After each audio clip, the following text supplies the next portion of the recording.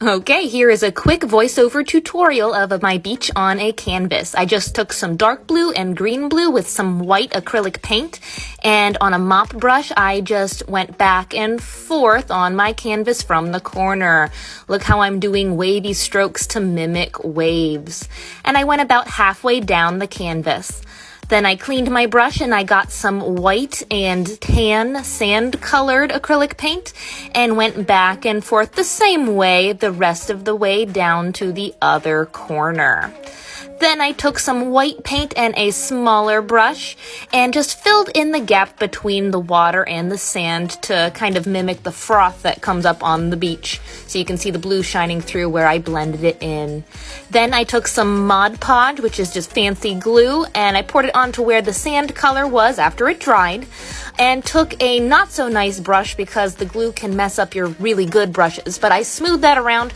My Mod Podge was a little old, you can see kind of the chunks, but it needed used up.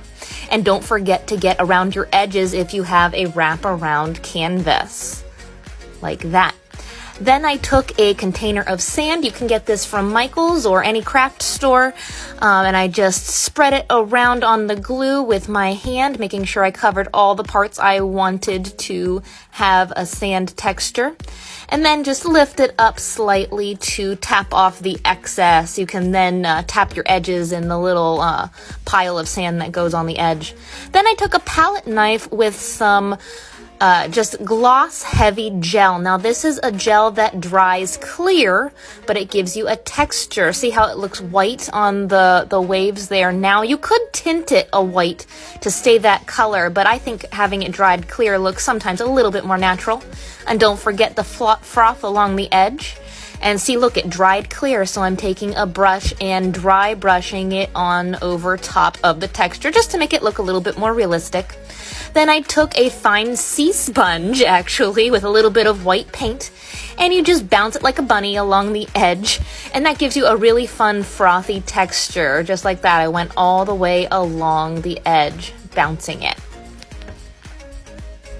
Look how fun. To finish off the edging, I took some white puffy paint and just used that right along where the sand meets the waves.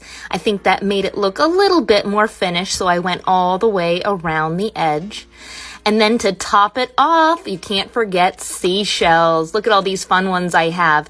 You could take ones from a fun family vacation you had this year and make a nice memento from them, making your own beach to hang on the wall. And I hot glued each one of them in place along the sandy area.